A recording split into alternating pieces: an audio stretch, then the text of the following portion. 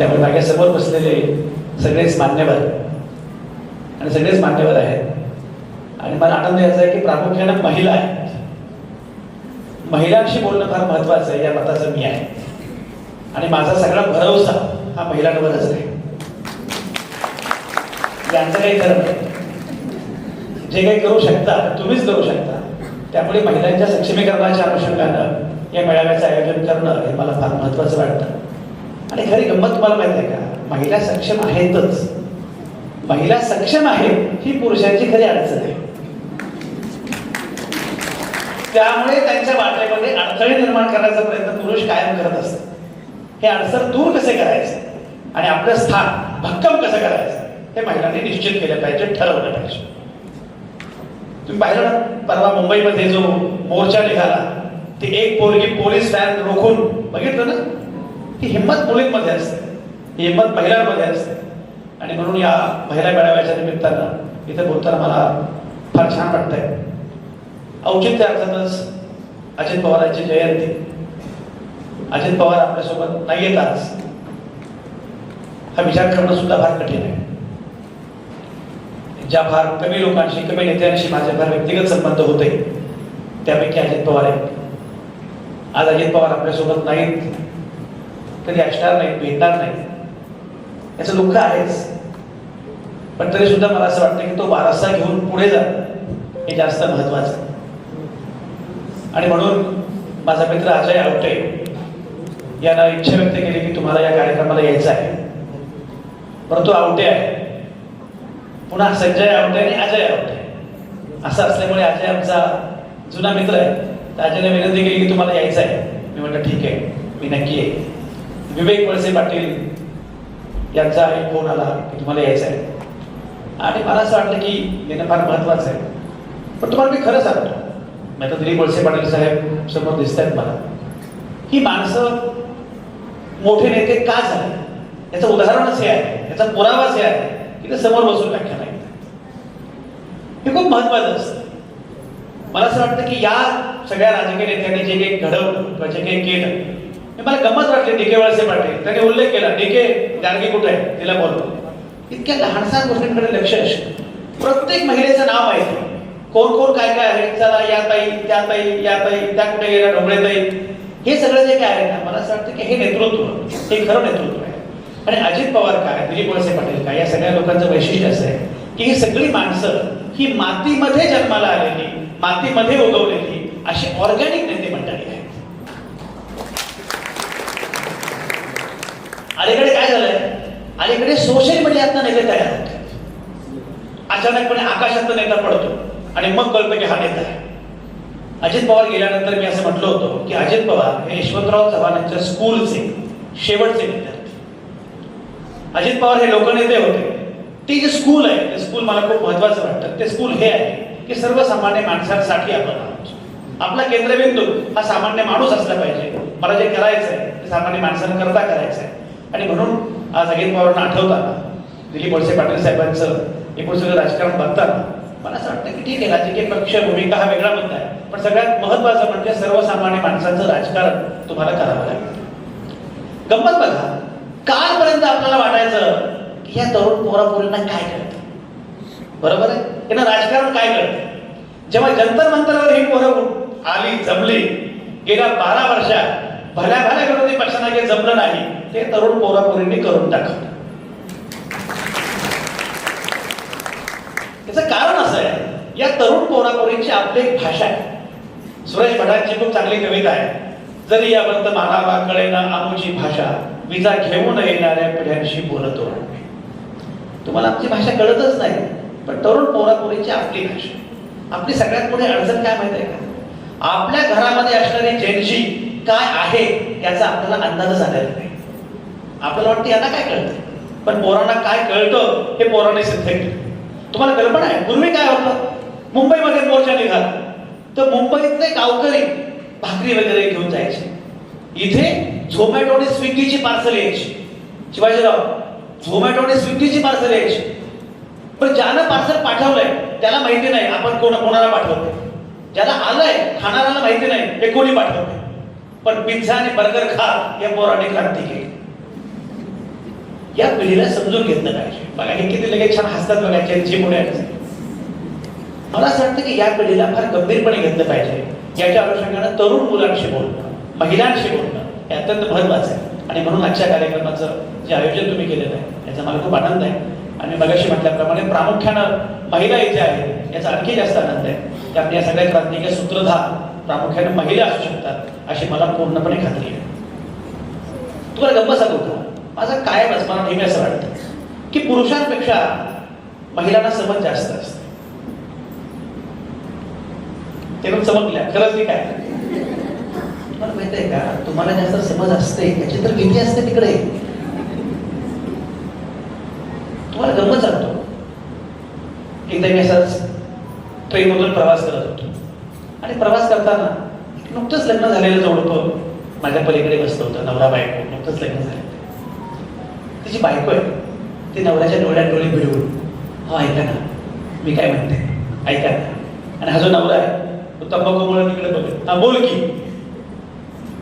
मी म्हटलं तुम्ही कधी बघा दोन महिला एकमेकांशी बोलतात ना डोळ्यात डोळे भिडवून, किती छान बोलतात. आणि पुरुष मात्र मला असं वाटतं की महिलांमध्ये जी ऊर्जा आहे, जी एनर्जी, जी क्षमता आहे त्याची तुलना कोणीही करू शकत नाही. अशी प्रचंड क्षमता महिलांच्या ठाई आहे. आणि त्यातही भारतीय महिलांच्या पलीकडे जी क्षमता आहे ना त्याची तुम्ही तुलनाही करू शकता. भारतीय महिला एकाच वेळी अनेक आघाड्यांवर ज्या प्रकारे काम करत असतात, तर महिलांनी ठरवलं तर महिला काय करू शकतात हे अनेकदा सिद्ध झालंय. मगाशी साहेबांनी तुमचा सगळा इतिहास सांगितला. विनोताई इथे पहिल्यांदा आमदार झाल्या, शारदा शेळकेचा संदर्भ दिला. आणि मला याचा आनंद आहे की किरण मॅडम ज्या प्रकारे या सगळ्या महिलांना सोबत घेत एक नवीन चळवळ उभी करण्याचा प्रयत्न करतायत. मला असं वाटतं येणाऱ्या कालावधीमध्ये इथल्या महिला फार आणखी बुलंद होणार याच्याविषयी माझ्या मनात काही शंका नाही. आणि तुम्हाला सांगू का तुमचा परिसर फार छान आहे. म्हणजे सर्वाधिक पाऊस पण तुमच्याच भागात पडतो, पाण्याची प्रचंड टंचाई पण तुमच्याच भागात आहे. अत्यंत आधुनिक अशा प्रकारे सुद्धा लोक तुम्हाला तुमच्या भागात दिसतील. आणि त्याच वेळी आमचे कातकरी आदिवासी पण याच भागात दिसतील. अशा सगळ्या लोकांना सोबत घेत ज्या प्रकारचं काम गेल्या काही वर्षांमध्ये इथे उभं राहिलं. आपल्यापैकी अनेकांना माहिती असेल, जे वयोवृद्ध आहे त्यांना आठवत असेल 30, 40, 50 वर्षांपूर्वी या परिसराची अवस्था काय होती आणि आज काय. हा सगळा जो बदल आहे हा बदल लक्षात घेतला पाहिजे. आणि हा बदल करत असताना मला असं वाटतं की आपण इथपर्यंत येऊन पोहोचलो कोणामुळे हे लक्षात घेतलं पाहिजे. तुम्हाला कल्पना आहे सावित्रीबाई फुलेंचा मगाशी उल्लेख झाला. सावित्रीबाई फुलेंनी जेव्हा मुलींसाठी पहिली शाळा सुरू करण्याचा प्रयत्न केला तेव्हा सावित्रीबाईंवर दगडगोटे शेणगोळे फेकले गेले. पण जेव्हा पुणे विद्यापीठाला नाव द्यायची वेळ आली तेव्हा सावित्रीबाई फुलेंचंच नाव द्यावं लागलं. हा पोएटिक जस्टिस आहे. त्या वाटेच्या आपण सगळ्याजणी आहोत हे लक्षात घेतलं पाहिजे. आणि ही वाट काय आहे, ही वाट काय लक्षात घेतलं पाहिजे की जर महात्मा फुले सावित्रीबाई फुले यांचा आदर्श आपल्याला घ्यायचा असेल तर ही वाट जातीच्या पलीकडे, धर्माच्या पलीकडे माणुसकीच्या दिशेने घेऊन जाणारी वाट आहे. मी नेहमी गमतीने किस्सा सांगत असतो. एके दिवशी मला असाच व्हॉट्सअपवर माझ्या कॉलेजमधल्या मैत्रिणीचा मेसेज आला. त्या कॉलेजमधली मैत्रीण म्हणजे डीके तुम्हाला माहिती आहे की, पण आपल्या वेळी काही व्हॉट्सअप नव्हतं आमच्याकडे, किंवा काही फेसबुक नव्हतं, इंस्टाग्राम नव्हतं. शिवाजीराव एखादी मुलगी आवडली तर आम्ही पत्र लिहायचो. तुमचा काळ तर आणखी भयंकर असेल. तेव्हा काही व्हॉट्सअप, फेसबुक किंवा इंस्टाग्राम काहीच नव्हतं, पत्र लिहायचो. पण माझा प्रॉब्लेम काय झाला, मी केलं BSc ऍग्रिकल्चर. कोल्हापूरला कॉलेजमध्ये प्रवेश घेतला आणि कॉलेजमध्ये गेल्यानंतर कॉलेज बघितलं आणि असं वाटलं की आपण ऍडमिशन कॅन्सल करावं, सोडून द्यावं हे कॉलेज. कारण अख्ख्या कॉलेजमध्ये एकच मुलगी. तर ऍग्रिकल्चर कॉलेजला मुली फार कमी असायची. अख्ख्या कॉलेजमध्ये एकच मुलगी. तर म्हटलं हे कॉलेज सोडून दिलं पाहिजे. पण शेवटी माणूस चिवट असतो, म्हटलं काहीतरी केलं पाहिजे. पलीकडे राजाराम कॉलेज होतं, म्हटलं ते पण आपलंच आहे. त्याच्या पलीकडे शिवाजी विद्यापीठ होतं, तेही आपलंच आहे. त्यामुळे शिवाजी विद्यापीठामध्ये वगैरे आम्ही मध्ये जायचो. पण शिक्षक विचारायचे आयडेंटिटी कार्ड होते. म्हटलं काहीतरी केलं पाहिजे. तेवढ्यासाठी शिवाजी विद्यापीठामध्ये डिप्लोमा इन ड्रामॅटिक्स या अभ्यासक्रमाला मी प्रवेश घेतला. तिथे आम्हाला ती मैत्रीण भेटली. त्या अभ्यासक्रमाला मी विद्यापीठात पहिला आलो.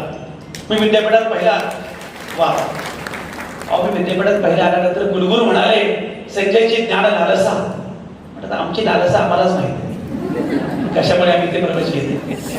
ती जी मुलगी आहे की जी मला तिथे भेटली होती शिवाजी विद्यापीठामध्ये, त्या मुलीचा मला व्हॉट्सअपवर अचानकपणे मेसेज आला. ती माझी कॉलेजमधली ड्रीम गर्ल. ड्रीम गर्ल माहिती आहे ना, या पोरीने विचारा, ती आमची कॉलेजमधली ड्रीम गर्ल. पण मी म्हटल्याप्रमाणे आपल्या वेळी पत्र लिहावं लागायचं. वळसे पाटील साहेब एवढी पत्र लिहिली, माझी लिहिलीच, इतरांची पण लिहून दिली. माझं अक्षर बरं होतं. लोक मला म्हणाले संजू माझं पण प्रेम होतं. म्हटलं मी कसं लिहू, तुझं प्रेम आहे. पण ते मंगेश पाडगावकर, प्रेम म्हणजे प्रेम असतं, तुमचं आणि आमचं सेम असतं. एवढी पत्र लिहिली त्यामुळे बहुतेक पत्रकार झालं. पण पुन्हा आमच्याकडे काय होतं, फक्त पत्र लिहून चालायचं. पत्र लिहून पुन्हा कबूतर शोधावं लागायचं. कबूतर जा जा जा. मग त्या कबुतराला ते कबूतर वडापाव खायचं. एवढं करून ते पत्र पोहोचायचं आणि नंतर ती असं दाखवायची काही घडलंच नाही. असा फार भयंकर काळ होता. हसू नका तुम्ही, तुम्हाला माहिती नाही, तुम्ही आपल्या व्हॉट्सअप इंस्टाग्रामच्या आहात. आमच्या काळामध्ये एखादी मुलगी आवडणार त्याला कळवणं हे म्हणजे मोठं टास्क असायचं. तर त्या मैत्रिणीचा, माझ्या ड्रीम गर्लचा मला व्हॉट्सअपवर मेसेज आला, संजय कसा आहेस. मेसेज कसा होता, संजय कसा आहेस. तो मी वाचला असा, संजय कसा आहेस. ते आमच्या पु ल देशपांडेंनी म्हटलंय, पु ल देशपांडेंचं वाक्य फार छान. एखादं वाक्य वाचल्यानंतर आपल्या अंतरंगामध्ये ज्या तारा झंकारतात, माझ्या तारा झंकारल्या. संजय कसा आहे म्हटलं, फार छान आहे. आणि मला सगळ्या आठवणी आल्या. आणि मग मला वैभव जोशीची गझल आठवली, गुलाब मोगरा जुई जाई शपथ, तुझ्यासारखे कुणीच नाही आई शपथ. तुलाच लिहिण्यासाठी होता जन्म सखे, आणि तुला मी लिहू न शकलो शाही शपथ. की तुझी आठवण टाळली पाहिजे. पण जास्तच यायला आमच्या मला गप्पा काय तू काय करतो सगळं सुरू झालं. सगळं झाल्यानंतर मध्येच तिने मला भस्कन विचारलं, संजय तुझी जात कुठली. म्हटलं का गं बाई, एकदम जात का विचारलीस. म्हणजे नाही, तू जेव्हा कॉलेजमध्ये होतास तेव्हा तू ब्राह्मण असशील असा माझा समज होता. म्हटलं का गं बाई, तेव्हा का होता आणि आता का दूर झाला. म्हणजे तेव्हा होता कारण तो कायम स्कॉलर होता, वर्गात पहिला वगैरे यायचा, खूप चांगली भाषणं करायचा, खूप चांगल्या कविता लिहायचा, खूप चांगले लेख लिहायचा, आपल्या कॉलेजच्या मॅगझिनचा संपादक होता. त्यामुळे असं वाटलं की तू बहुतेक ब्राह्मण असतो. म्हटलं बरं, मग तू समज दूर का झाला. म्हणजे दूर झाला तुझा डीपी बघून. आणि इकडे डीपी फार महत्वाचा असतो शिवाजीराव. मध्यंतरी मला मुंबईमध्ये प्राध्यापिका भेटली. त्या मला म्हटल्या, आवटे साहेब ओळखलं का, आपण फेसबुकवर फ्रेंड आहोत. म्हटलं मॅडम भेटल्यावर ओळखू या, असा डीपी ठेवत चला. डीपी बघून वाटतं संजय आवटे, प्रत्यक्ष बघून वाटतं तुम्हीच का ते. मी नेहमी सांगतो की आपण तेवढे काही बरे नसतो तेवढे डीपीवर असतो, आणि तेवढे वाईटही नसतो तेवढे आधार कार्डावर असतो. तर माझा डीपी असा होता की ज्याच्यामुळे तिला असं वाटतं की ब्राह्मण असणारच नाही. माझा डीपी असा होता, मागे फलक होता, त्याप्रमाणे हा फलक होता, महात्मा फुले जयंती निमित्त संजय आवटे यांची व्याख्या, माझा फोटो, आणि माझ्या गळ्यामध्ये जय भीमचा स्कार्फ. तर मागे महात्मा फुले, गळ्यात जय भीम, म्हणजे तू ब्राह्मण नाही. म्हटलं बरं. म्हटलं मी जात मानतच नाही, जातीच्या फार पलीकडे गेलेलो आहे. कारण मी ज्या महात्मा फुले, शाहू, आंबेडकर हा सगळा वारसा सांगतो, त्यामुळे मी त्याच्या पुढे गेलोय. पण तू मला वारंवार जात विचारतेस म्हणून तुला विचारतो, तुझी जात कुठली. म्हटलं मी ब्राह्मण आहे, मी कोकणस्थ ब्राह्मण. म्हटलं मग तुला सांगू का. म्हणे काय, तू जर कोकणस्थ ब्राह्मण असशील तर तुझ्या डीपीवर महात्मा फुलेच पाहिजेत, तुझ्या डीपीवर सावित्रीबाई फुलेच पाहिजे, आणि तुझ्या डीपीवर बाबासाहेब आंबेडकरच पाहिजे. ती म्हटली एक्सक्यूज मी, असं म्हणतात ना कॉलेजच्या पोरी, कसं म्हणतात एक्सक्यूज मी, तशा शैलीत ती पण मला म्हणाली एक्सक्यूज मी, माझा काय संबंध आहे, मी ब्राह्मण आहे, मी कशाला. म्हटलं मला एक सांग, तुला महात्मा फुल्यांविषयी काय माहिती, तुला सावित्रीबाई फुल्यांविषयी काय माहिती. म्हणजे फार नाही माहिती पण थोडं फार माहिती. म्हटलं सांग. म्हणजे मला एक असं माहिती आहे की सावित्रीबाई फुल्यांनी मुलींसाठी पहिली शाळा सुरू केली. म्हटलं बरोबर.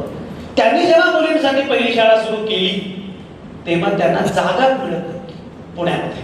जागा दिली कोणी, भिडे नावाच्या त्यांच्या मित्रांनी. आता भिडे म्हटलं की भीती वाटते. विवेक राव, आता भिडे म्हटलं की भीती वाटते.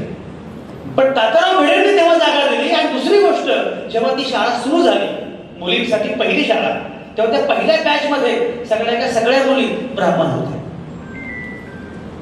कारण तेव्हा बहुजन पुरुष शिकत नव्हते, तर महिला कधी शिकतात. म्हटलं बघ, आणखी तुला काय माहिती? म्हणे मला हे माहित आहे की महात्मा फुल्यांनी केशवपनाच्या विरोधामध्ये न्हाव्यांचा संप केला. म्हटलं बरोबर, न्हाव्यांचा संप केला. तुला हे माहित आहे केशवपन माहिती आहे तुम्हाला? नवरा मेल्यावर केशवपनाची प्रथा तेव्हा कुठल्या जातीमध्ये होती? तुम्ही काकस्पर्श बघितला असेल, कोकणस्थ ब्राह्मणांमध्ये. कोकणस्थ ब्राह्मण माय माऊलींचं केशवपन होऊ नये म्हणून सावित्रीबाई फुले, महात्मा फुल्यांनी ओबीसी न्हाव्यांचा रोजगार बुडवला. अजून तुला काय माहिती? पण मी असं ऐकलंय की बघा किती मोठी गोष्ट आहे. बघा, मी असं ऐकलंय की तेव्हा काय व्हायचं, लहानपणी लग्न व्हायचं. मुलीचं लग्न फार लवकर व्हायचं. मुलीचं वय 8 आणि नवऱ्याचं वय 50. लग्न व्हायचं आणि लग्न झाल्यानंतर काही दिवसातच नवरा गुड बाय म्हणायचा. नवरा गेल्यानंतर ही विधवा व्हायची, तिच्यावर लैंगिक शोषण व्हायचं, अत्याचार व्हायचा. त्यातनं अनेकदा ती गरोदर राहायची आणि गर्भवती राहिल्यानंतर अवैध पद्धतीने गर्भपात करायची, आत्महत्या करायची, त्यात बाळ जायचं, बाई जायची. तुम्ही कल्पना करा, माणसं किती मोठी असतील. तुम्ही कधी फुलेवाड्यात गेलाय का? नसाल तर फुलेवाड्यात जा. फुलेवाड्यामध्ये आजही प्रसूतीगृह आहे. फुले दाम्पत्यानं तेव्हा फलक लावला. अशा ज्या महिला असतील त्यांनी आमच्या घरात यावं, इथं यावं, इथं बाळंत व्हावं, बाळ इथेच ठेवावं आणि निघून जावं. म्हणजे तुला हे माहिती, ही चांगली गोष्ट आहे, पण तुला हे माहिती नसेल की ज्या 42 महिला बाळंत होऊन गेल्या, 42च्या 42 ब्राह्मण होत्या. आणखी तुला काय माहिती? म्हणजे मी असं ऐकलं की त्याने एका विधवेचं मूल दत्तक घेतलं. म्हटलं फक्त विधवेचं नाही, ब्राह्मण विधवेचं मूल दत्तक घेतलं. काशीबाई नावाची ब्राह्मण विधवा, काशीबाई नावाची ब्राह्मण विधवा, तिच्यावर सासऱ्यानं बलात्कार केला. त्यातनं ती गरोदर आहे. जन्माला आला तो यशवंत, डॉक्टर यशवंत, त्याला दत्तक घेतला. आता मला सांग, महात्मा फुले कोणाचे? आता मला सांग, सावित्रीबाई फुले कोणाचे? आणि डॉक्टर बाबासाहेब आंबेडकरांबद्दल तुला कल्पना आहे? बाबासाहेब आंबेडकरांनी मनुस्मृतीचं दहन एवढ्यासाठीच केलं कारण बाबासाहेब असं म्हणाले, जी मनुस्मृती महिलांना स्वातंत्र्य देत नाही ती मनुस्मृती मी नाकारतो. आणि पुढे महिलांना स्वातंत्र्य मिळालं पाहिजे या मुद्द्यावर बाबासाहेबांनी हिंदू कोड दिल्याच्या मुद्द्यावर केंद्रीय मंत्रिपदाचा राजीनामा दिला. कोणासाठी? महिलांसाठी, की महिलांना संपत्तीमध्ये हक्क मिळाला पाहिजे. नंतर राखी पौर्णिमेला साडी द्यायची आणि सही घेऊन सही द्यायची, हाच उद्योग सुरू आहे. त्यामध्ये तिकडची पण नाही आणि इकडची पण नाही.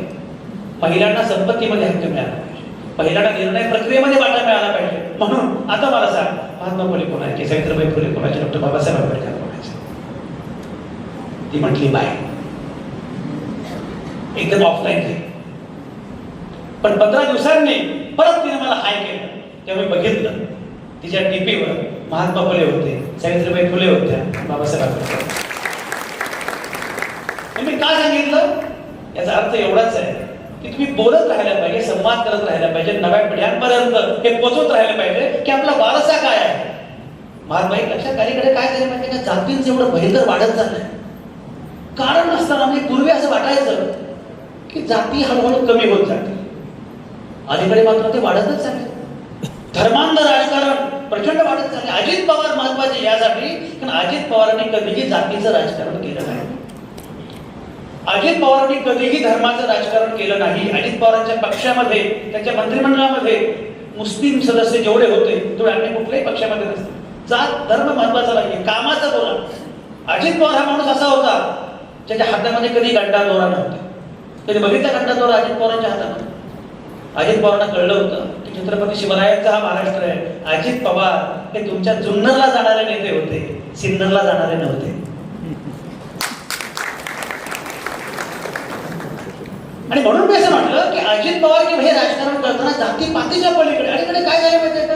जातीचं विष एवढं वाढत झालं गेलं, एवढं वाढत झालं. मध्यंतरी मी एका कॉलेजमध्ये व्याख्यानाला गेलो आणि कॉलेजमध्ये माझं भाषण सुरू होतं. तर मी पोरांशी बोलताना असं म्हटलं, तुम्ही बाहुबली सिनेमा बघितला? बाहुबली तुम्ही बघितलाय का? हात वर करा. बाहुबली बघितला वा काय व्यासन नाही.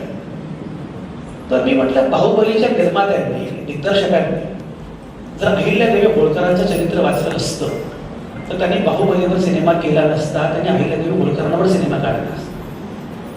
बाहुबलीची देवसेना नवरा मेला तर मुलगा मोठा व्हावा म्हणून 25 वर्ष वाट बघत बसते. आमची देवसेना अहिल्याबाई होळकर नवरा मेला, मुलगा मेला, सासरा मेला, कुणाची वाट बघत नाही, 30 वर्ष घोड्यावर मान ठोकते आणि राज्यकारभार करते. टाळ्या वाजवल्या. माझं भाषण संपल्यावर एका कॉलेजमधल्या त्या एका पोरानं मला फार मिठी मारली. पण हल्ली मिठी मारली की भीती वाटते शिवाजी. तर सांगावं लागतं वाटल्यास इंग्लिश बोलू नको पण मिठी मारू नको. मिठी मारला नंतर मी म्हटलं काय झालं बाळा. नंतर मी बघतोय माझा खांदा बोला रडतोय. म्हटलं बाळा तू रडतोस का, काय झालं काय असं. पण नाही साहेब खूप वक्त येऊन गेले आतापर्यंत कॉलेजमध्ये. म्हटलं पहिल्यांदा धनगर वक्ता आला.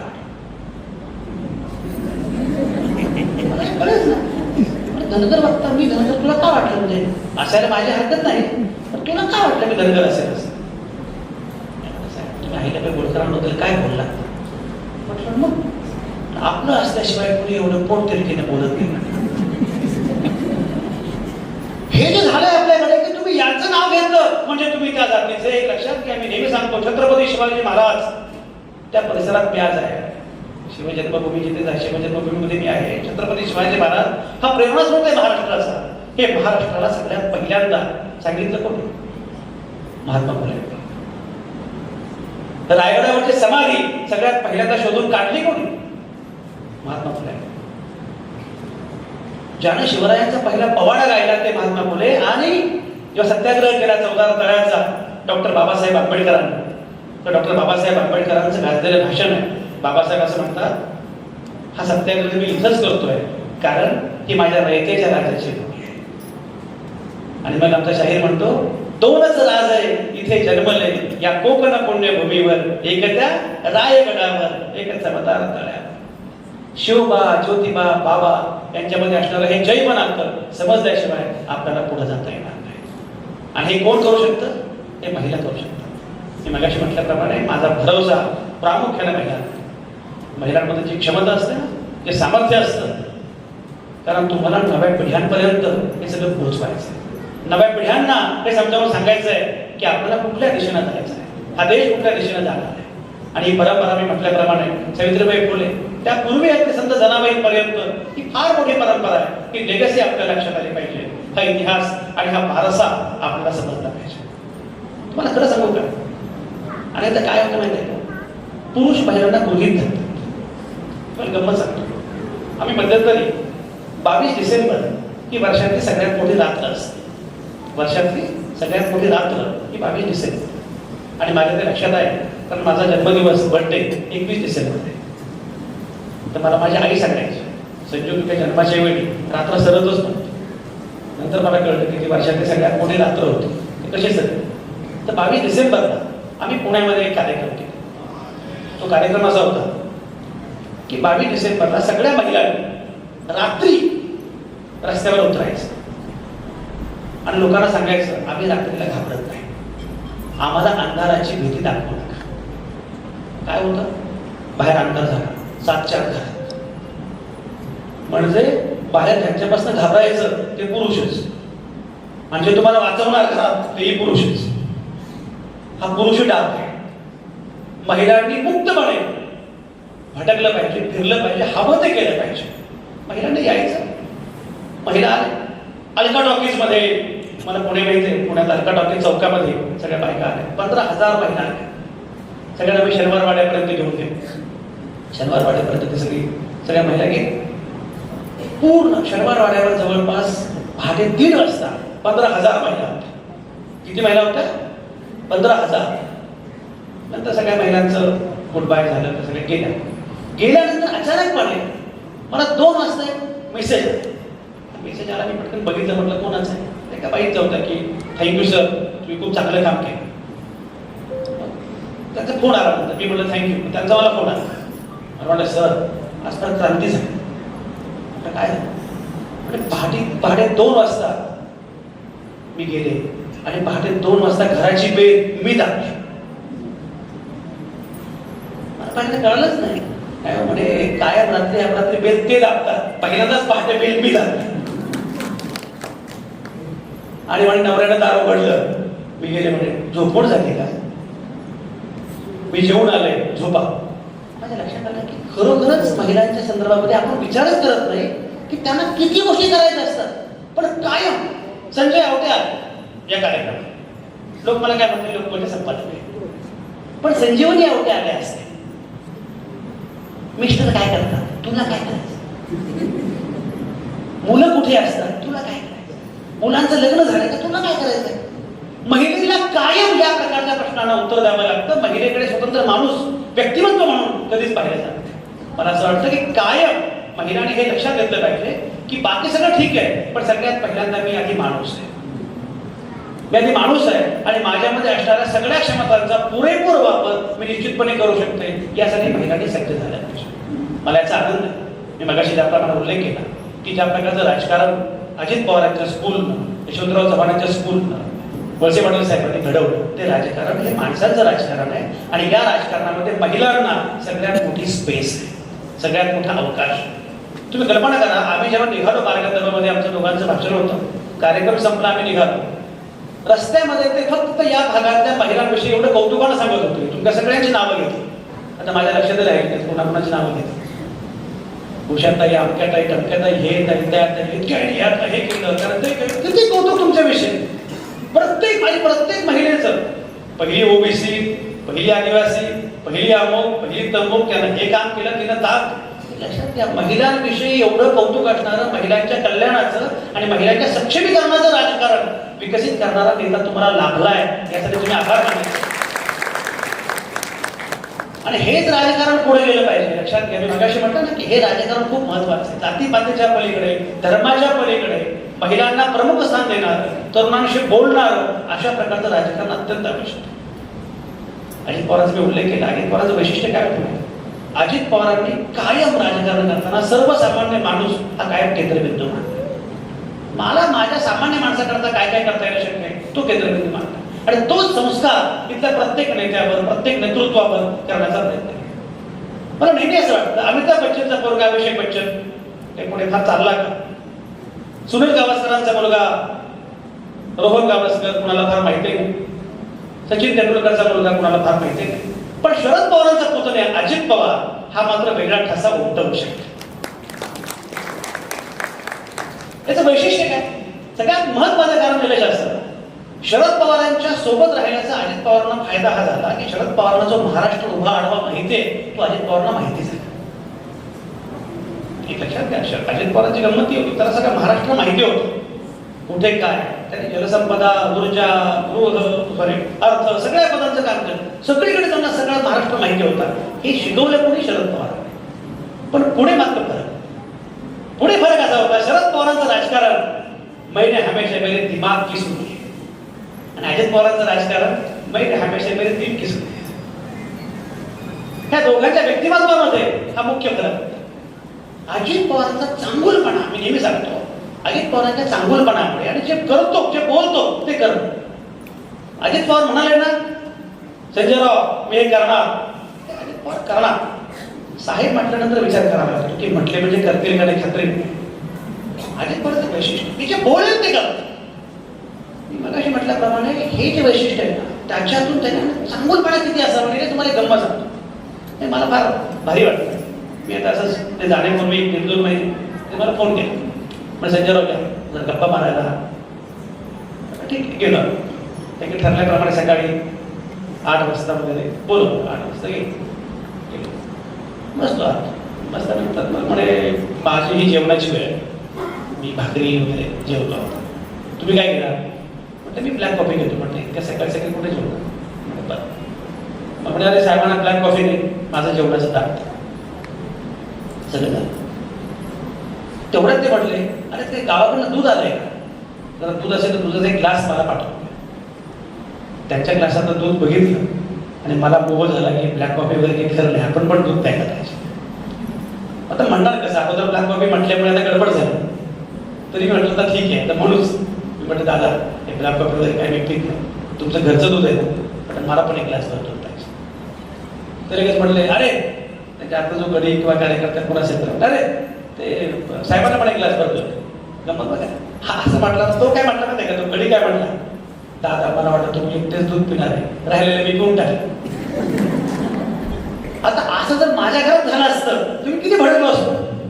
दादा काय म्हटले, बरं झालं नाही का मला तरी ठेवलं. हे जे चांगलंपण आहे ना, हे जे प्रेम आहे, आणि म्हणून मला असं वाटतं की अजय दादांवर माझ्या एवढी टीका कोणीच केली नाही. महाराष्ट्रात जेवढे पत्रकार आहेत तर सर्वाधिक टीका अजित पवारांवर करणारा पत्रकार संपादक मी आहे. पण ती स्पेस होती, टीका झाली. दादांचा फोन यायचा, संजयराव झाले का, सगळं ठोकून झालंय का, आता या जर गप्पा मार. मला असं वाटतं हे खूप महत्वाचं आहे. आणि दुसरं शिवाजीराव असतं त्यांनी कायम सांगितलं की मी कुठेही जाईल, कोणाबरोबरही जाईल, पण फुले शाहू आंबेडकरी भूमिका कधीही सोडणार नाही. माझी भूमिका फुलेंची आहे, माझी भूमिका शाहू महाराजांची आहे, शिवरायांची आहे आणि बाबासाहेबांची आहे, ती मी कधीच सोडणार नाही. हे अजित पवारांचं वैशिष्ट्य आणि वेगळेपण मला फार महत्वाचं वाटतं. आणि म्हणून मला असं वाटतं की अजित पवारांच्या स्मृत्यर्थ बोलत असताना, अजित पवारांच्या जयंतीच्या निमित्तानं बोलत असताना दिलीप वळसे पाटलांसारखा, शिवाजीराव आढळराव पाटलांसारखे नेते दोन पुढे बसलेले असताना मला असं वाटतं या सगळ्या राजकारणाचा उपयोग करून घेत महिलांनी राजकारणाची नवी स्पेस शोधण्याचा प्रयत्न केला पाहिजे. टाळ्या वाजवा जोरदार जरा. काय हसत नाही, टाळ्या वाजवत नाही, पकडून आणल्यासारखं का बसलं जरा छान हसा मस्त. एवढं तुम्ही कर्तृत्वान हात करतात का हात, मला सांगितलं साहेबांनी. तुम्हाला कल्पना आहे का तुमच्यातली एक एक महिला एक एका बँकेपेक्षा मोठं काम करते, बरोबर. महिला बचत गट ही किती मोठी चळवळ आहे. ज्या प्रकारे विरोधात्मकपणे तुम्ही काम करताय ते काम खूप महत्वाचं आहे. हे काम पुढे न्यायचं असेल तर सगळ्यात 3 गोष्टी फार महत्वाच्या आहेत. पहिली गोष्ट म्हणजे आपल्याला तेच राजकारण पुढे नेलं पाहिजे ज्या राजकारणामध्ये महिलांना स्थान असेल, जे राजकारण पुरोगामी असेल, जे राजकारण प्रागतिक असेल आणि जे राजकारण नव्या शैलीचं, नव्या पद्धतीचं असेल, बरोबर. पहिला. दुसरा जो भाग आहे तो म्हणजे हे करत असताना तुम्हाला तुमच्या नव्या पिढीकडे पण तेवढंच लक्ष द्यावं लागेल. आपली नवी पिढी त्याच विचारांची आहे का हे बघावं लागेल. मगाशी म्हटल्याप्रमाणे जात आणि धर्मांमध्ये राजकारण बंदिस्त करण्याचा प्रयत्न सुरू झालेला आहे. अशा वेळी आपल्याला जे राजकारण करायचं आहे ते जातीच्या धर्माच्या पलीकडे करायचं आहे, हा दुसरा मुद्दा आहे. आणि तिसरा मुद्दा म्हणजे सामाजिक राजकीय दृष्ट्या आपली भूमिका अतिशय सक्रिय कशी असेल याच्या अनुषंगाने विचार केला पाहिजे. तुम्हाला कल्पना आहे, अरे तुम्हाला फार सहजपणे सगळ्या गोष्टी मिळाल्या म्हणून लक्षात येत नाही. 1928 पर्यंत इंग्लंड सारख्या देशामध्ये महिलांना मताचा अधिकार नव्हता. 1928 पर्यंत जेव्हा महिलांनी आंदोलन केलं, साधा जंतर मंतरवर केलं ना आंदोलन, महिलांनी आंदोलन केलं आम्हाला मताचा अधिकार द्या, तेव्हा महिलांना जिवंत जाळलं गेलं, महिलांवर रणगाडे घातले गेले, महिलांना तुरुंगात टांगलं गेलं, पण महिलांना मताचा अधिकार मिळाला. 1928 मध्ये महिलांना मताचा अधिकार. 1965 पर्यंत इंग्लंड सारख्या देशामध्ये, अमेरिकेसारख्या देशामध्ये कृष्णवर्णीयांना मताचा अधिकार नव्हता. शिवाजीराव तुम्हाला गंमत सांगतो, बराक ओबामा जेव्हा अमेरिकेचे अध्यक्ष होते त्या बराक ओबामा भारतामध्ये, डॉक्टर मनमोहन सिंग हे तेव्हा पंतप्रधान होते. चांगला काळ पण होता, असा ना हसणार बंदी वगैरे कुठे घातली का. डॉक्टर मनमोहन सिंग हे तेव्हा पंतप्रधान होते आणि बराक ओबामा आले. बराक ओबामा आणि मनमोहन सिंग हे दोघंही एकदम जवळचे मित्र, तर दोघेही स्कॉलर, दोघांकडे भरपूर डिग्र्या आणि सगळ्या डिग्र्या खऱ्या, बरोबर आहे की नाही. मनमोहन सिंग यांना ओबामा भेटले आणि ओबामांनी मनमोहन सिंगांना एक पुस्तक प्रेझेंट केलं. तेव्हाचे पंतप्रधान पुस्तकं वाचायचे, पुस्तक प्रेझेंट. त्या पुस्तकावर ओबामांनी एक वाक्य लिहिलं. ते वाक्य काय होतं, इंग्रजीत वाक्य होतं. ते वाक्य असं होतं, from the oldest democracy to the largest democracy. याचा मराठी अनुवाद कोण करेल, इकडे बघा, या पुढे या, कम या या ये, कुणी पण या, चला ये, लवकर ये, पुढे या तरी लवकर ये, मी खाली येत नाही, या लवकर, चला कम कम, अरे कोणी पण या, चला किंवा सगळ्याच या, सगळ्याच या या. ते वाक्य काय होतं? इकडे मीच आहे. ते वाक्य असं होतं, from the oldest democracy to the largest democracy. बरोबर? सांग मराठीत सांग. कोण सांगेल? कोण सांगेल? कोण सांगेल? तुम्ही सांगा. From the oldest democracy to the largest democracy. मोठ्या लोकशाही. वा वा वा, तुमचं नाव काय? व्हेरी नाईस सुवर्ण.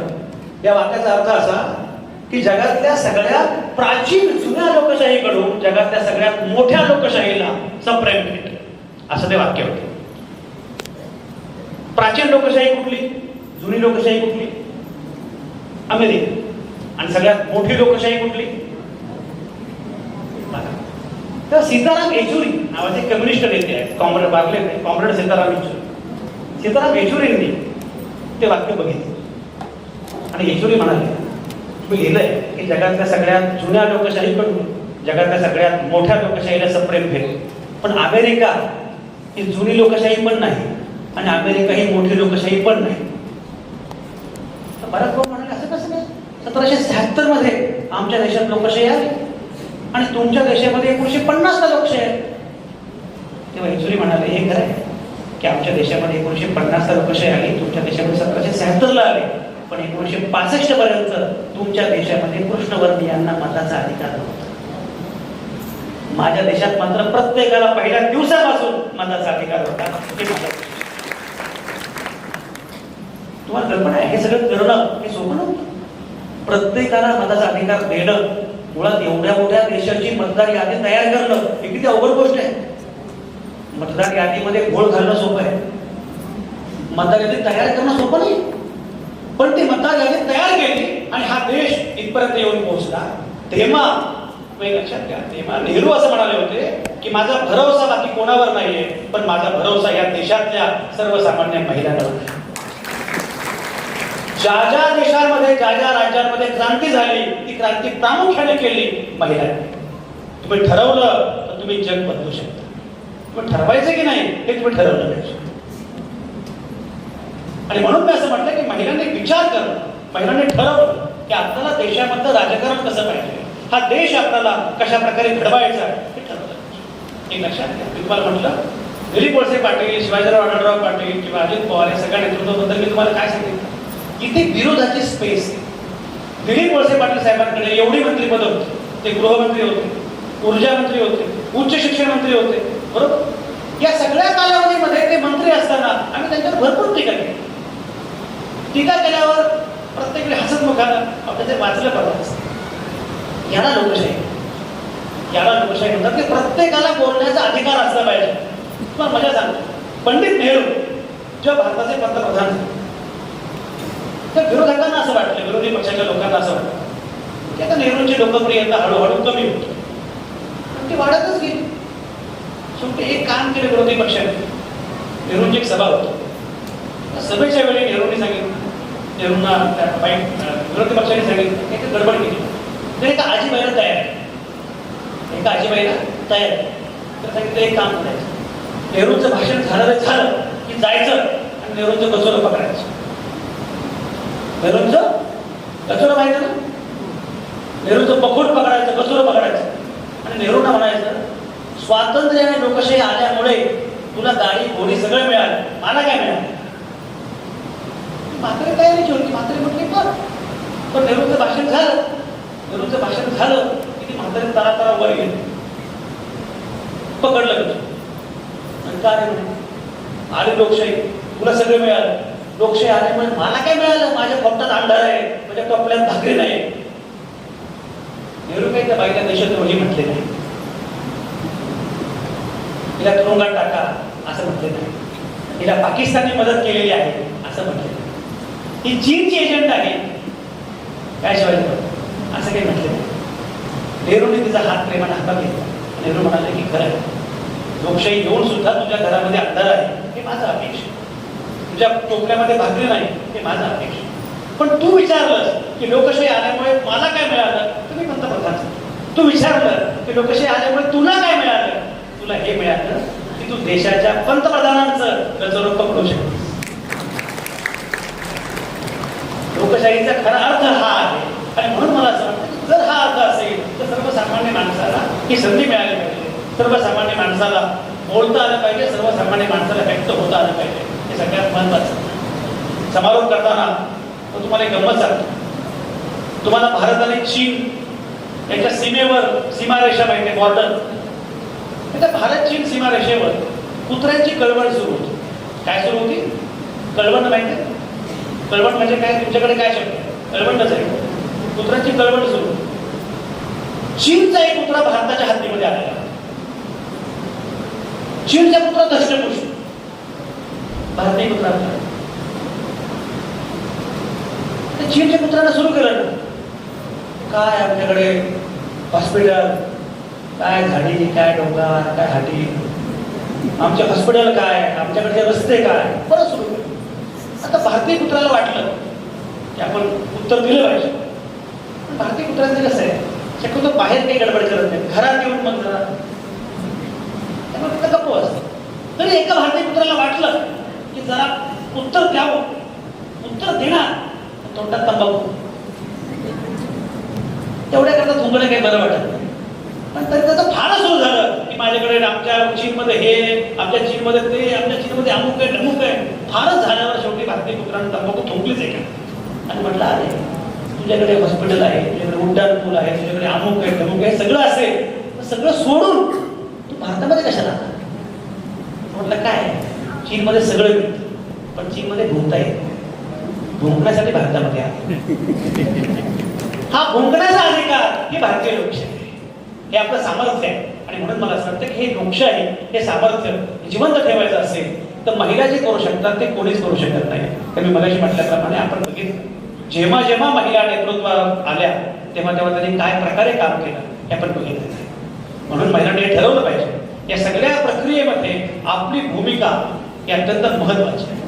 हे राजकारण घडवण्यामध्ये, हे राजकारण विकसित करण्यामध्ये आपली भूमिका फार महत्वाची आहे. असा प्रयत्न जर महिलांनी केला आणि त्याकरता किरणताई जे करतायत ते मला जास्त महत्वाचं वाटतं. कारण शेवटी महिला आपल्या पायावर उभ्या राहिल्याशिवाय काही होत नाही. तुम्ही सगळ्या जणी पहिल्यांदा आर्थिकदृष्ट्या सक्षम झाला पाहिजे. ते सक्षमत्व तुम्हाला मिळवण्यासाठी जो प्रयत्न सुरू आहे तो जास्त महत्वाचा. एक लक्षात घ्या, जेव्हा पैसा येतो तेव्हा आपोआप आत्मविश्वास येतो. आणि पैसा किती महत्वाचा असतो हे मी वेगळं सांगण्याची आवश्यकता नाही, पण त्यासाठी आपण आपल्या पायावर उभं राहणं हे जास्त आवश्यक आहे. तुम्ही तुमच्या पायावर उभं राहा, तुम्ही सक्षम झाला, तुम्ही नेतृत्व करू लागला, सर्वसामान्य माणसांच्या प्रश्नांवर काम करू लागला तर मला खात्री येणाऱ्या कालखंडामध्ये खूप चांगलं चित्र या भागामध्ये निश्चितपणे तयार आहे. पाऊस पडतोय आणि या दोन्ही नेत्यांना मी सांगू इच्छितो मुद्दा की तुम्ही जी पेरणी करता ते हळूहळू उगवतंय. ठीक, एका टप्प्यापर्यंत आलं, येणाऱ्या काळामध्ये आणखी खूप चांगलं उगवेल याची मला पूर्णपणे खात्री आहे. त्यासाठी जी पेरणी करण्याचं काम तुम्ही नेते करत आहात, ही पेरणी यापुढेही केली पाहिजे, करत राहिलं पाहिजे आणि आपला विश्वास असला पाहिजे. आपले सुरेश भट नावाचे कवी म्हणतात, हे असे आहे तरी पण हे असे असणार नाही, दिवस आमचा येत आहे तो घरी बसणार नाही. हे खरे की आज त्यांनी घेतले सारेच ठेके, तर उद्या त्यांच्या चितेवर एकही रडणार नाही. बांधती जे रोज भिंती, सांगती ते धर्मधर, पण उद्याचा सूर्य काय त्यामुळे फसणार नाही. छान झाले दांभिकांची पंढरी उद्ध्वस्त झाली, यापुढे पाचाळ दिंडी एकही निघणार नाही. आजचे आमचे पराभव पचवितो आम्ही उद्या असतो, विजय तो कसला पुरावर जखम जो करणार नाही. हे असे आहे तरी पण हे असे असणार नाही, दिवस आमचा येत आहे तो घरी बसणार नाही. फक्त त्यासाठी तो दिवस आपोआप येणार नाही, आपल्याला पुढे जावं लागेल. आणि मगाशी म्हटल्याप्रमाणे ही जी नवी पिढी आहे ज्यांची, त्यांच्याशी बोलावं पडतं. त्यांना हव्या त्या विषयामध्ये त्यांना जे आवडतं त्यात त्यांना करिअर करू दिलं पाहिजे. आणि आता काय होतं माहिती आहे का, माझ्या वीराची पोरगी मेडिकलला गेली, तू पण जा मेडिकलला. जे मुलांना आवडतं ते त्यांना करू द्या. नाही बघा माझं स्वप्न होतं, हे म्हणतात माझं स्वप्न होतं मी डॉक्टर झालं पाहिजे, मला जमलं नाही, तू हो. आपले स्वप्न मुलांवर लादून चालणार नाही. मुलांना जे आवडतं ते मुलांनी केलं पाहिजे. तर ते गंमत झालं. मग नंतर 10वीची परीक्षा सुरू होती आणि 10वीची परीक्षा सुरू असताना आमचा एक बातमीदार आहे, तो मला असं म्हटलं की सर 10वीचा अभ्यास कसा करा. हे जरा मी काही ऍक्टर अभिनेत्री अभिनेत्री यांना विचारू का, म्हणजे मुलांना जरा लवकर कळेल. म्हटलं विचार. तर सुबोध भावेला फोन केला, 10वीचा अभ्यास कसा करावा. गिरिजा कोडमुलेला फोन केला, 10वीचा अभ्यास कसा करावा. मग त्यांना फोन केला नागराज मंजुळेला की सर मुलाने 10वीचा अभ्यास कसा करावा. नागराज मुलांना सांगितलं असतं, पण मी नापास झालो 10वी. मग तो माझ्यासमोरच फोन सुरू होता. मी फोन घेतला, म्हणजे नागराज 10वीला नापास झाला होता. हो सर 10वीला नापास झाला. म्हणजे किती विषयात नापास झाला. म्हणजे 6 विषयात नापास झाला.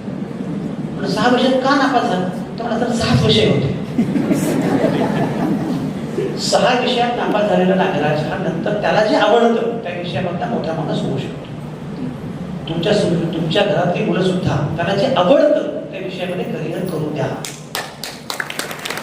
तुमच्या मुलांना तुमच्या मुलींना जे आवडतं ते म्हटले मला हे आवडतं करू द्या ना, तू हेच कर असं अजिबात करू नका. तुमच्या मुलामुलींना त्यांच्या वाटेला जाऊन द्या, कारण शेवटी आपल्याला देशात लोकशाही हवी असते पण घरात नको असते. असं नाही चाललं. घरात सुद्धा मुलामुलींना जे आवडतं ते त्यांनी केलं पाहिजे. आणि इंडिपेंडेंटली मुलं काय करू शकतात. मी मध्यंतरी मी साहेबांच्या घरी गेलो होतो, मला पूर्व भेटली आणि त्याचं आकलन दृष्टी मला लक्षात आली, अरे बापरे, कदाचित ती काय बोलतो हे कळायला मंजर करायला काही दिवस लागते, पण तो विचार करते ना आणि ती स्पेस यांनी दिलेली आहे. ती स्पेस दिली पाहिजे, आपल्या मुलामुलींना दिली पाहिजे. आपण आपल्याच फुटपट्ट्या देतो आणि या प्रकारे तुझं असं होत नाही. तुमची मुलं तुमच्या पद्धतीने विचार करत नाहीत. तुमच्या मुलांची भाषा त्यांची आहे. मी नेहमी सांगतो, तुम्ही म्हातारे झाला याचा एकच पुरावा आहे. तुम्ही मला सांगा की सर मी तरुण आहे की म्हातारे, मी लगेच ओळखतो. कसं ओळखतो माहिती आहे, माझ्याकडे एक पुरावा आहे, टेस्ट आहे. जो असं म्हणतो आमच्या वेळी असं नव्हतं तो म्हातारा झाला. तुमच्या वेळी असं नव्हतं नसतं. नवीन काळ बदलतोय, नव्या काळाशी नातं जोडलं पाहिजे, नव्या मुलामुलींशी डायलॉग केला पाहिजे, त्यांची भाषा समजून घेतली पाहिजे, त्यांचं ऐकलं पाहिजे, त्यांचं ऐकून घेतलं पाहिजे. हे केलं एक लक्षात घ्या. नव्या पिढीच्या हातामध्ये खूप माध्यम आहे. बघितलं कशी रील बनवतात. तुम्हाला स्नॅपचॅट माहिती तरी आहे, इंस्टाग्राम माहिती आहे. मध्यंतरी मला शेजारचा माणूस म्हटला, सर पोरगी प्रेमात पडली, त्याला समजावून सांगा. म्हटलं मी समजावून एवढंच सांगेल की छान प्रेम केलं, चांगलं झालं. अरे तुम्ही काही कामाचे नाही. मग त्याला एका म्हाताराला बोलवलं, शेजारचे आपले जोशी नावाचे ते आपले आले, म्हणजे पुणेकर जोशी टिपिकल. त्या मुलीला म्हटले, बाळा तू प्रेमात काय पडलीस, अभ्यास करत जा. ती म्हटली, काका अभ्यास करत करतच प्रेमात पडले. तो तुला कुठे भेटला. ती म्हटली स्नॅपचॅट. तुला स्नॅपचॅट हे स्वारगेट जवळ आहे का स्नॅपचॅट. अशी अवस्था आहे, माध्यमच बदलले. तुम्हाला गप्पा सांगतोय ना, आम्ही घरातले भावंडाने आमचे आई वडील आम्ही एकत्र जेवण करत बसलो होतो आणि जेवायला सुरुवात करतात वाटलं, जेवायला सुरुवात करणार थोडाच वडिलांचा फोन वाजता. तो फोन कुठला, छोटा फोन, स्मार्टफोन नाही, छोटा बटनचा निलेश म्हणतो. त्या बटनचा फोन 1200 रुपयाचा छान फोन, तो वाजला. पण वाचला की लगेच घेतला की त्या पिढीला कसं, त्या पिढीला फोन म्हणजे एकेका फोनसाठी 2-2 दिवस रांगेत थांबलेले, लगेच फोन 5 मिनिटं 10 मिनिटं 15 मिनिटं आप्पाचा फोन सुरूच. आम्ही सगळे ताटावर, आप्पा आले तर चला 15 मिनिटांनी आप्पा आले, बस आम्ही सगळे भडकलो. आप्पा आम्ही जेवायला वाट बघत बसलो, तुम्ही फोनवर बोलता. आप्पा म्हणजे महत्वाचा फोन होता. कुणाचा फोन होता, म्हणजे कंपनीचा फोन होता. काय तिकडे ती कन्या होती, ती म्हणाली की तुम्हाला कर्ज पाहिजे. म्हटलं 15 मिनिटं फोन ना. अरे म्हणे संजू असं नाही, तेवढे प्रेमाने विचारते तुम्हाला कर्ज पाहिजे. म्हटलं मग मी तुला सांगितलं की मी निवृत्त झालोय, मला निवृत्ती वेतन मिळतं. माझ्या वडील मराठी शिक्षक, त्यामुळे मला निवृत्ती वेतन मिळतं. माझा थोरला मुलगा डॉक्टर आहे, माझी मुलगी मोठी ऑफिसर आहे, माझा एक मुलगा संपादक आहे, त्यामुळे मला काही कर्जाची गरज. ती पोरगी पण बारीक. पण एवढं सगळं तुमच्या घरात आहे, तुम्हाला नोकरी द्या, मी अर्ज पाठवतो. त्या पिढ्यांना मोबाईल, त्यांना भाषा नाही, या पिढ्यांकडे ती भाषा आहे.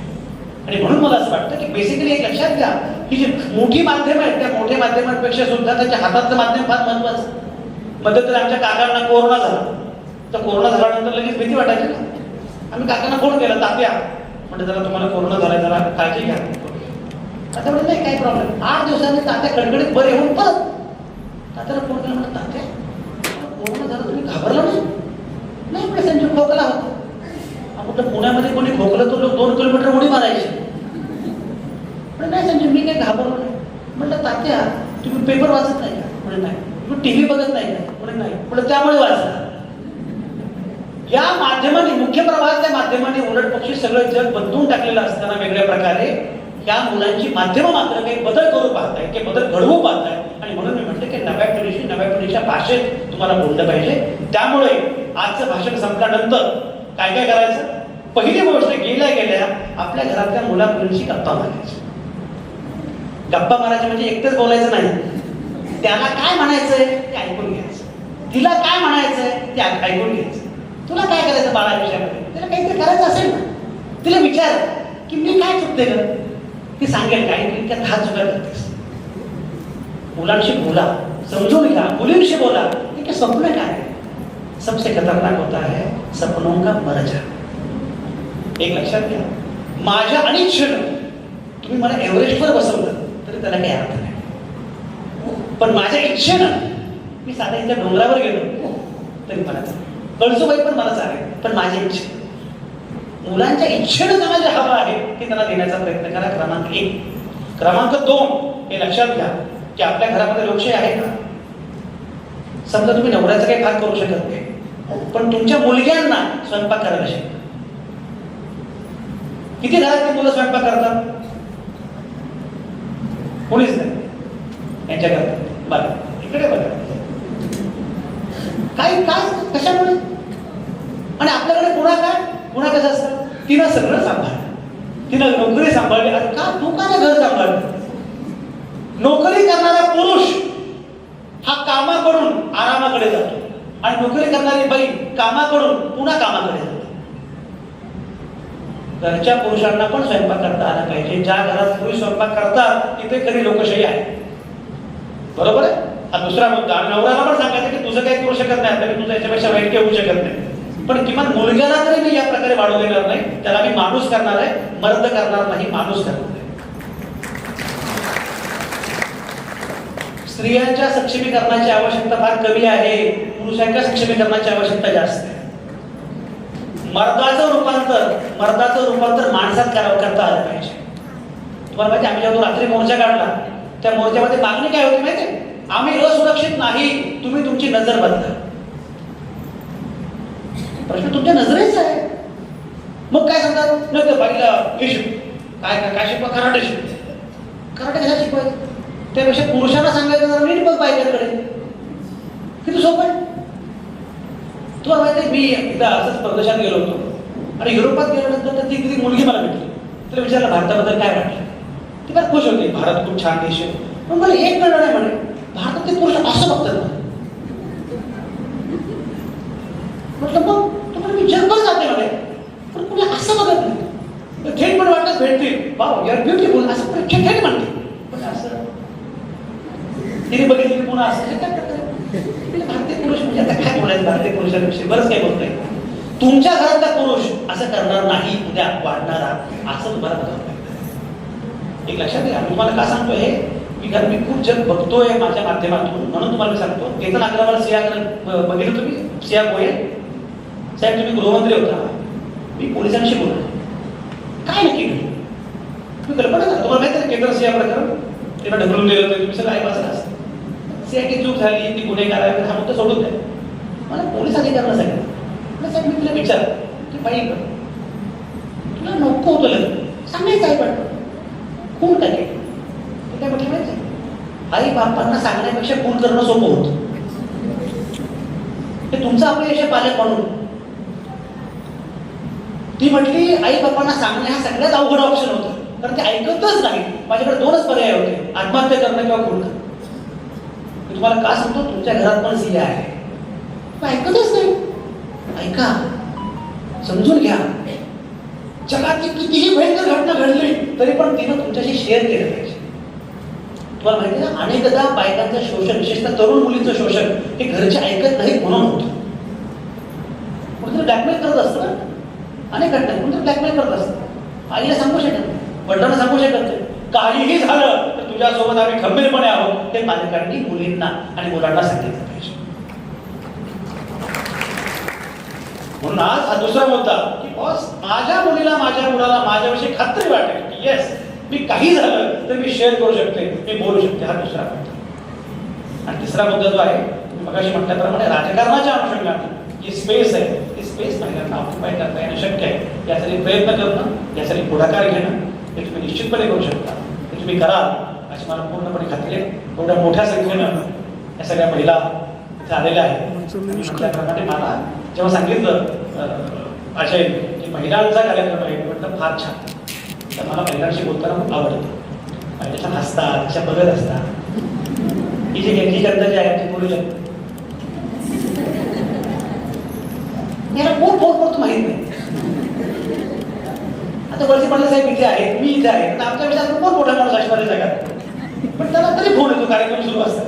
कशाला काय काय एकाग्रताच नाही ना, ऐकायचंच नाही काय विषय. जंतर मंतर सुद्धा जे घडवलं ते प्रामुख्याने पोरींनी घडवलं, मुलींनी घडवलं.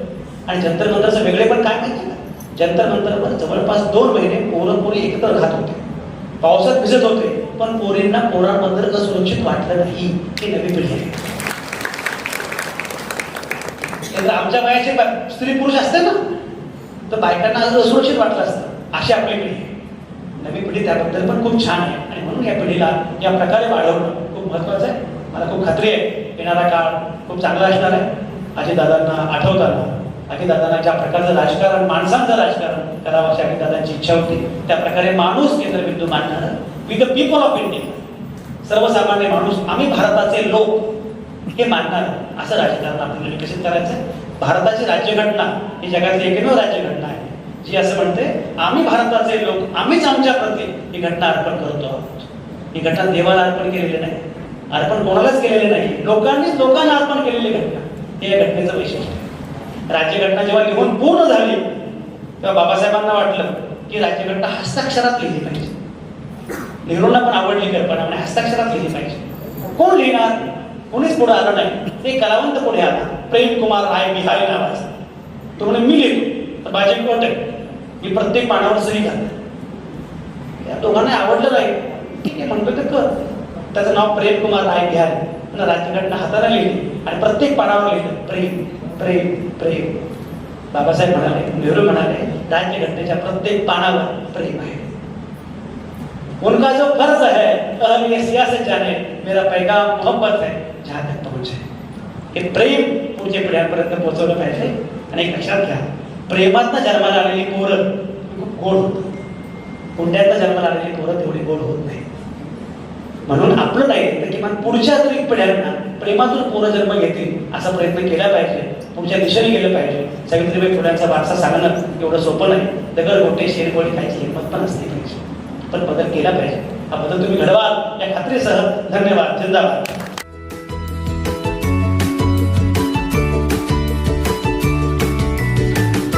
बातम्या शेतीच्या,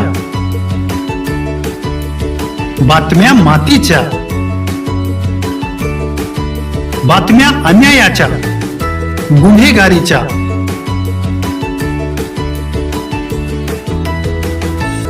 राजकारणाच्या आणि समाजकारणाच्या, शोषणाविरुद्ध बुलंद आवाज, जनसामान्यांच्या हुंकाराची गाज, सत्कार्याला प्रोत्साहन,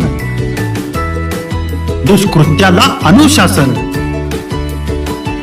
निर्भीड, निस्पृह, सडेतोड, बेधडक आणि रोखठोक म्हणजेच विघ्नहर टाइम्स. शोध बातमीचा, ध्यास सत्याचा.